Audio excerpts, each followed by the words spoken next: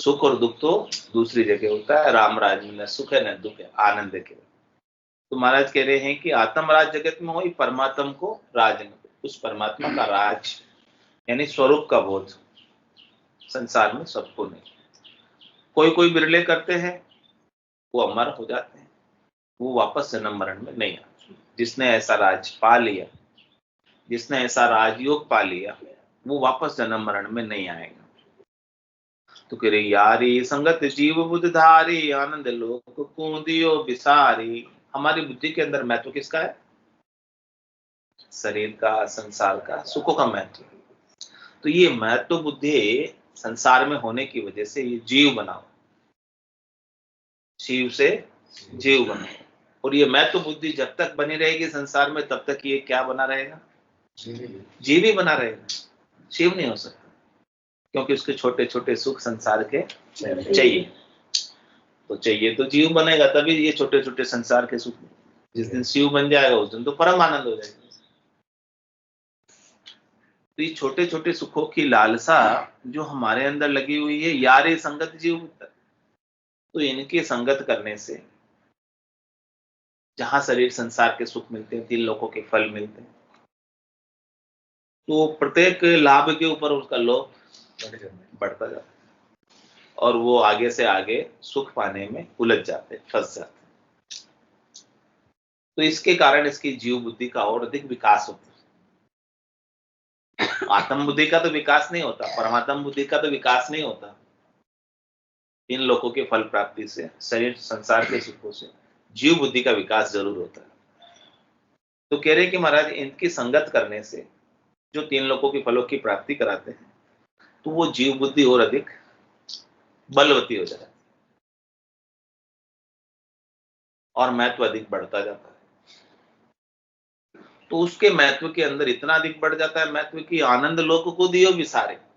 ये आत्मा परमात्मा के देश से आई है और इसे वापस परमात्मा के देश में जाना है, वो जाना ही भूल जाती है, क्योंकि यहां खेलने में लग गई संसार में।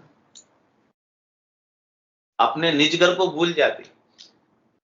बच्चे बाहर खेलने में लग जाते तो घर आने ही भूल जाते, ऐसे हो जाए। ये आत्मा परमात्मा की है और वापस परमात्मा में निज घर में जाना भूल जाती। किसमें? खेलने में लगना। संसार के 84 के खेल चल रहे हैं यहाँ पर, इन सब खेलों को खेलने में, सुखों को खेलने में लगी हुई और अपना निज घर, परमात्मा का घर, आनंद स्वरूप घर भूल गई। इसीलिए यहाँ पर सुखी और दुखी हो रही। तो कह रहे यार ये संगत जीव हुई बेटा, इनकी संगत करने से ये जीव ही बना रहता है और इन कारण तत्व गहे न सेठा, इस तत्व ज्ञान को धारण नहीं करते, पकड़ते नहीं। और ये पकड़ में आना भी बड़ा मुश्किल है, आसान नहीं है। हर किसी के समझ नहीं आता, रोज समझाते फिर भी समझ नहीं आता, वापस जीव बन जाते। थोड़ी देर सुनते हैं फिर वापस जीव बन जाते। यहाँ तो महाराज शिव बनाना चाह रहे हैं, परमात्मा ही बनाना चाह रहे हैं, लेकिन हम बार बार क्या करते, भूल जाते, उस बात बिसर जाते। तो आत्मा पक्की जाते, हाँ, बाहर जाते आत्मा, जाते आत्मा। तो वो रोज सुनोगे तो फिर वो निशान पक्का हो जाएगा। रसरी आवत जात है सिल पर परत निशान। तो वो निशान को पक्का करना है अपने अंदर, ये बात को मजबूत करना है कि हम परमात्मा के अंश हैं, अजर है, अमर है, अविनाशी है। हमारा नाश नहीं होता। नाश किसका होता है? शरीर का होता है, और शरीर हम नहीं। ये विनाशी शरीर है, ये शरीर हमारे आधार से चल रहा है।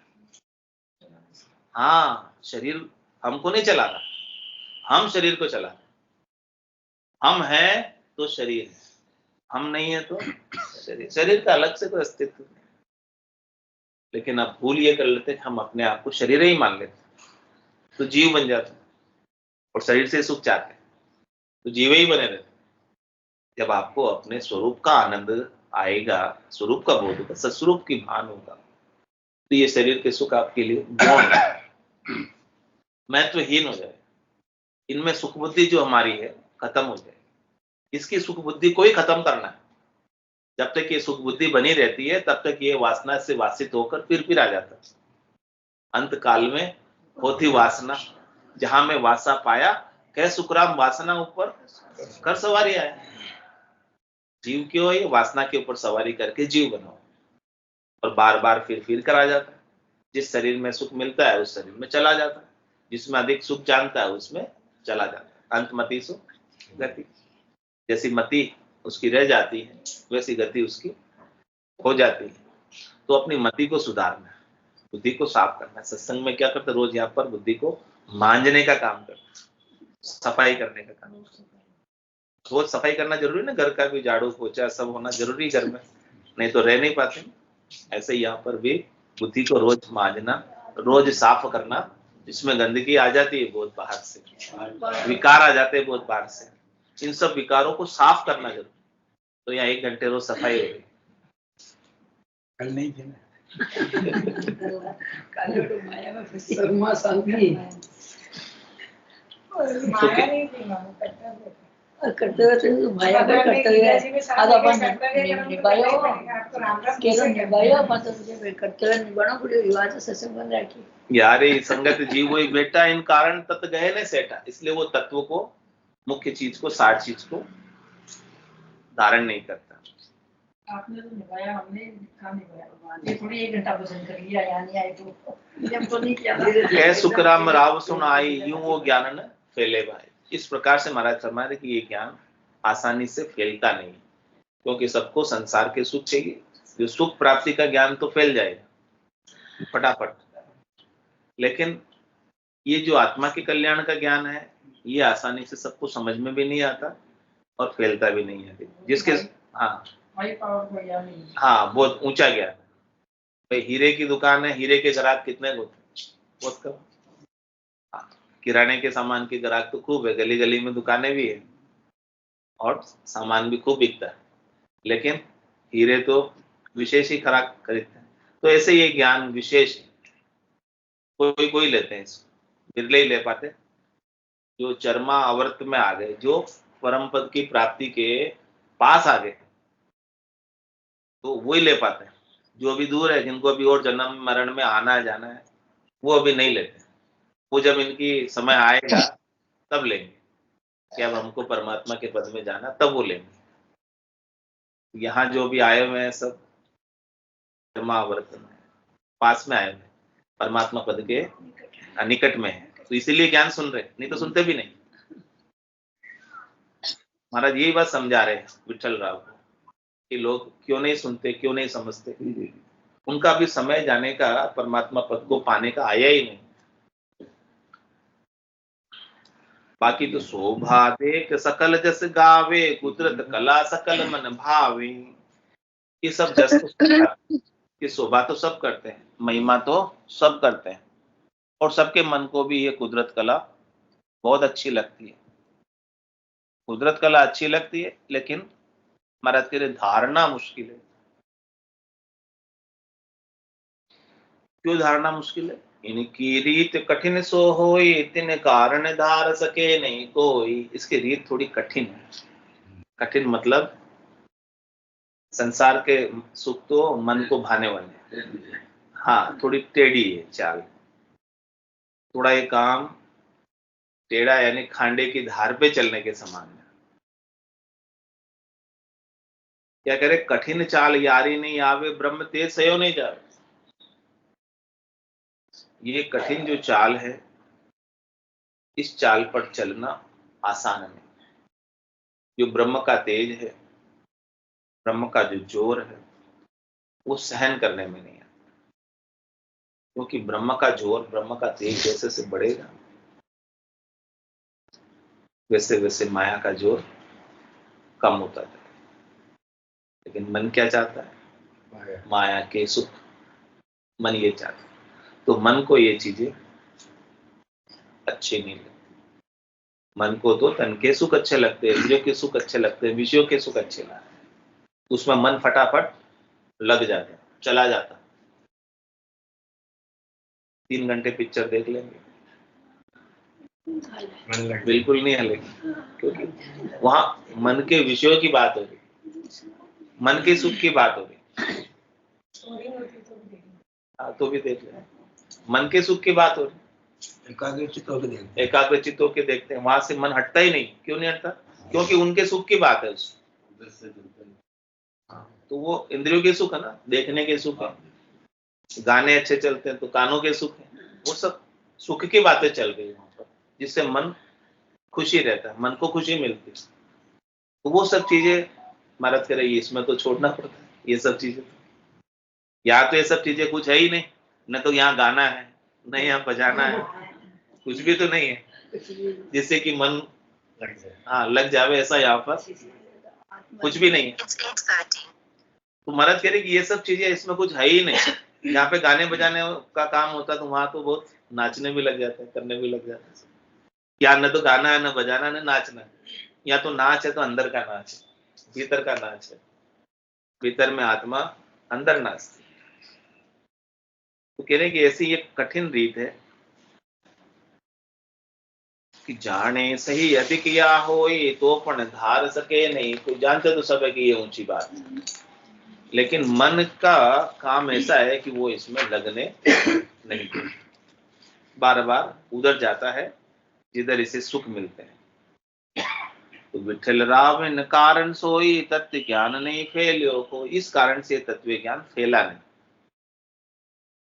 क्यों नहीं फैला? कि तीन लोक का सुख उठावे, आनंद लोक ताको जस गावे। क्योंकि ये क्या कहते हैं इसमें कि तीन लोकों के सुख आप छोड़ोगे तब जाके आपको आनंद लोक मिले। तीन लोक सो भया उदासी जन अमर लोक का वास। अमर लोक का वास किसे मिलेगा?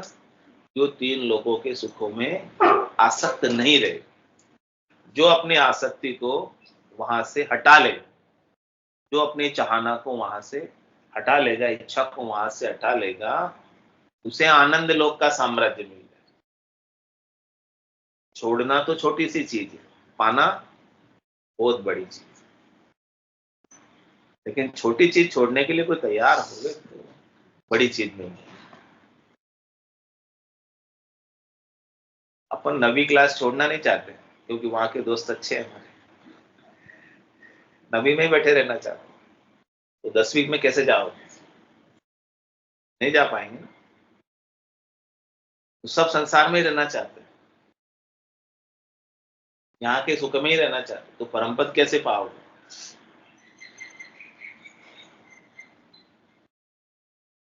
तो महाराज कह रहे हैं कि आपको 10वीं में जाना है तो 9वीं को तो कम से कम नहीं छोड़ेंगे। नहीं छोड़ेंगे तो भी चले जाएंगे, चले जाएंगे।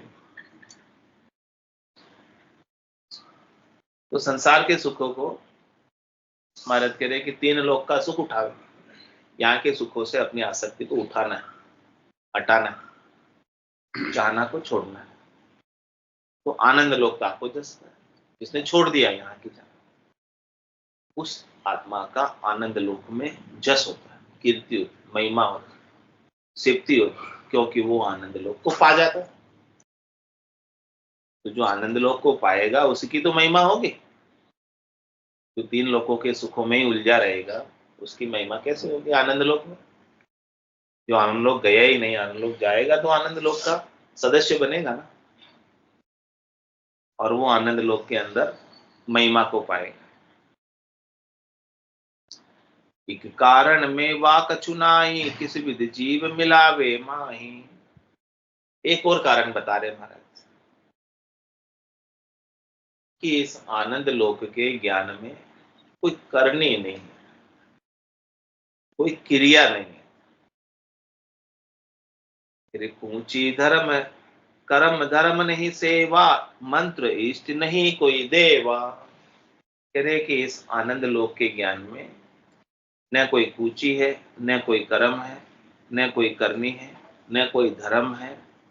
ये तो कर्म और धर्म से अलग, पाप और पुण्य से अलग है, भरम और कर्म से अलग है। पाप पुण्य दुनिया सुन्यारा, भरम कर्म दुनिया सुन्यारा। जहां सु रहो लिवलाई, कै सुख राम राम बिन जग में सब ही कर्म उपाय। तो कह रहे महाराज कि पूंची धर्म कर्म नहीं सेवा, इसमें तो न कोई सेवा पूजा बताइए, न कोई इसमें पूंची बताइए, न कोई इसमें कर्म बताया है, न कोई इसमें करनी बताई है, न कोई इसमें क्रिया बताई है, न कोई इसमें धर्म बताया कि ये ऐसा है। और मंत्र इष्ट नहीं कोई देव, न इसका कोई मंत्र है, न इसमें कोई इष्ट देव है। तो उस इष्ट देव की आराधना करोगे तो आपको परमात्मा मिल जाएंगे, ऐसा कुछ इसमें रखा ही नहीं। ये तो ब्रह्म ज्ञान है, तत्व ज्ञान है, सबसे ऊंचा ज्ञान है। ये सारी विधियां इसमें नहीं है, ये सारे तरीके इसमें नहीं है, ये सारी रीतें इसमें नहीं है जो संसार में लोग फल प्राप्ति के लिए करते हैं। अनेक प्रकार के मंत्र, और सब मंत्रों के देवता अधिष्ठान देवता है जो उस मंत्र की आराधना करने से प्रसन्न होते हैं, रिश्ते राजी होते हैं, और वो साधना करने वाले, उस मंत्र को साधने वाले का कार्य सिद्ध कर देते हैं। मंत्र में शक्ति होती है, उसके देवता प्रसन्न होकर वो कार्य कर देते। लेकिन महाराज कह रहे कि इसमें तो आपने ऐसा कुछ बाह्य चीजें रखी नहीं, बजरंग पर्चे आपने तो कोई इसमें रखे ही नहीं, नहीं इसमें आपने रिद्धाई सिद्धाई करामात कुछ नहीं रखे, चमत्कार दिखाना भी आपने इसमें कुछ रखा ही नहीं। लोग तो चमत्कार को नमस्कार करते, जहाँ चमत्कार होता है वहां पर कितने लोग पहुंच जाते, भीड़ लग जाती। लेकिन यहाँ तो कुछ आपने चमत्कार की बात कही, उल्टा कहा कि आप तो ये चमत्कार में करोगे, हृदय सिद्धाई दिखाओगे, करामात कर तो ये गले में फांसी डाल दे, गल फांसी डाले। उल्टा ये उलझा देती, फंसा देती, माया पकड़ लेती। माया बड़ी बलाय दाव देती। निर्गुण भक्त करे जा जन के, क्या माया चला, कहीं एक बस करे तो कहीं एक बस हो ही जाए। किसी को तो बस में कर लेती माया, और कोई आगे होकर ही चाहता है कि हमने तो इसी के लिए किया था कि हमें माया मिल जाए, मिल जाती माया, पकड़ लेती है। तो महाराज कह रहे हैं कि ये सब चीजें तो पकड़ने वाली है, तीन लोगों में फंसाने वाली है, उलझाने वाली है, यहीं अटका कर रखने वाली। तो इन सब का महत्व आपकी बुद्धि में नहीं रहना चाहिए। इन सब का महत्व जिस दिन मिट जाएगा उस दिन परम पद को पा जाएंगे। आत्मरीत सहजियों होई, बहुविध बिन थम्बे नहीं कोई। तत्व ज्ञान में कछु न मावे, तो कौन रीत कर हंसा पावे। कह रहे कि आत्मा के, जीवात्मा के सुखों की रीते तो सहज सहज में सब लोग कर लेते मतलब क्योंकि उनको पता चलता है कि ऐसा सुख मिल रहा है प्रैक्टिकल।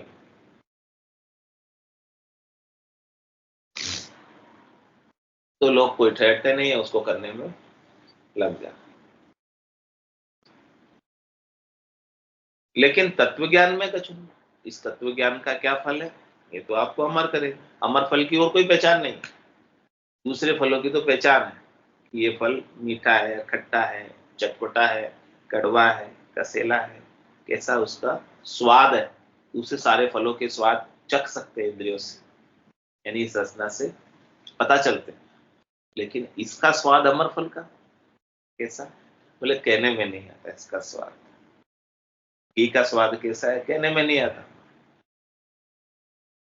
गुड़ का तो बता देते हैं मीठा है, लेकिन घी का कैसा स्वाद कह नहीं सकते स्वाद कैसा है। हाँ, लेकिन उसको घी को खाने के बाद गुड फीलिंग आती है, अच्छा आता, ताकतवर महसूस करते हैं, थोड़ा ताकत आई। ऐसे ही ये अमर फल का स्वाद कहने में नहीं आता, बता नहीं सकते कहकर, लेकिन जिसने पा लिया वो अजर अमर अविनाशी हो जाता। ये इसका फल है अमर फल का। तुम्हारा से दूसरी चीजें बहिरंग इंद्रियों की इसमें कुछ भी नहीं है कि इंद्रियों के द्वारा आपको अनुभव में आए, इंद्रियों के द्वारा आपको लखाए, ऐसी कुछ चीजें इसमें है नहीं। ये तो इंद्रियातीत ज्ञान। आत्मा अपने स्वरूप का बोध कर, जो इंद्रियों से अलग है, मन से अलग है, शरीर से अलग है, वो सत्स्वरूप आनंद स्वरूप कुछ जानती है, पाती है और जीती है उसमें। ये इसका अमर फल का फल है, लाभ है। तो तत्व ज्ञान में कछु न मावे, तो कौन रीत कर हंसा पावे। बोले इसके अंदर कोई चीजें है ही नहीं, तो बोलो हंस जो है, हंसवती आत्मा इसे कैसे पाएगी, कैसे पकड़ेगी, कैसे प्राप्त करेगी। वो पकड़ नहीं सकती, प्राप्त कर नहीं सकती। तो विठ्ठल राव अब बोलिया आनी, काया रखे कौन विधि प्राणी। तो विठ्ठल राव ने पूछा कि भाई आपने तो इसमें न तो कोई मंत्र रखा है, न कोई ऊंची रखी है, न कोई धर्म रखा है, न कोई सेवा रखी है, न कोई इष्ट देव रखे हैं। तो बोले फिर हम ये हमारे को जो शरीर मिला है, इस शरीर को हम कैसे चलाएं? क्या हम शरीर का कुछ काम करें नहीं, कुछ खावे नहीं, कुछ पीवे नहीं, शरीर को स्वस्थ रखे नहीं, या जहां से जैसे शरीर ठीक होता है वो काम कुछ ही नहीं करे? प्रश्न उठा। महाराज के साथ संवाद कर रहे थे। भाई आपको इस आत्मा के कल्याण के लिए तो कुछ करने की महाराज कह रहे की जरूरत नहीं है, लेकिन आपको जो शरीर मिला है, ये व्हीकल मिला है, साधन मिला है, इसको आपको ठीक तो रखना है। किसके लिए ठीक रखना है? सुख लेने के लिए। किस लिए ठीक रखना? सुख लेने के लिए। शरीर तो सब सुख लेने के लिए ठीक रखना, सुख लेने के लिए ठीक रखना। किसके लिए रखना?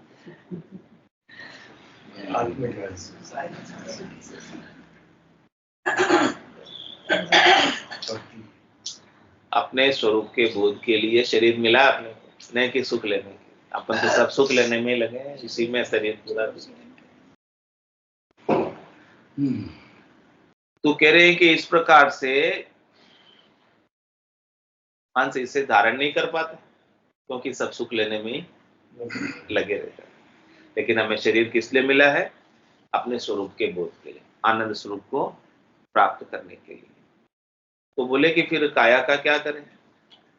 महाराज कह रहे कि कह सुख राम देहि के ताई, करो सकल विध कारण नाही। मोक्ष काज विध एक नहीं चाहिए, सतगुरु शरण प्रीत कर रही। कह रहे आपका जैसे शरीर ठीक रहे वैसे सब काम करो, आपको कोई मनाही नहीं, सब छूट, खुली छूट, पूरी छूट। जैसे आपका शरीर को सूट करे वो सब करे। शरीर का काम अलग, आत्मा का काम पूरा अलग। इस बात को समझो, भेड़ मत करो, शेड़ भेड़ में नहीं करना, अलग अलग के लिए। शरीर के लिए मैं आपको बोले कुछ मनाही करता ही नहीं, ये खाओ, ये मत खाओ, ये करो, ये मत करो, मैं कुछ ही नहीं कहता। जैसा आपको ठीक लगे, शरीर जिससे आपका ठीक रहे वो सब करो। मेरी तरफ से इसके लिए आपको कोई मनाही नहीं, क्योंकि आत्मा का कल्याण से शरीर का कोई लेना देना नहीं। शरीर संसार का, शरीर प्रकृति का है, और ये प्रकृति से स्वस्थ रहता, तो आप इसको स्वस्थ रखो। किस लिए स्वस्थ रखना है? कि हमको परमात्मा को पाना है, इसलिए हमें शरीर को ठीक रखना भी आवश्यक है। तो कह रहे महाराज, कह सुखराम देहि की ताई, करो सकल विध कारण नहीं। कोई कारण नहीं है इसके लिए। और मोक्ष काज विधेय, आपको इस आत्मा को परम मोक्ष की प्राप्ति के लिए कोई आपको अलग से विधि, अलग से तरीका, अलग से करनी, अलग से क्रिया करने की कुछ भी आवश्यकता नहीं। तो बोले क्या करें?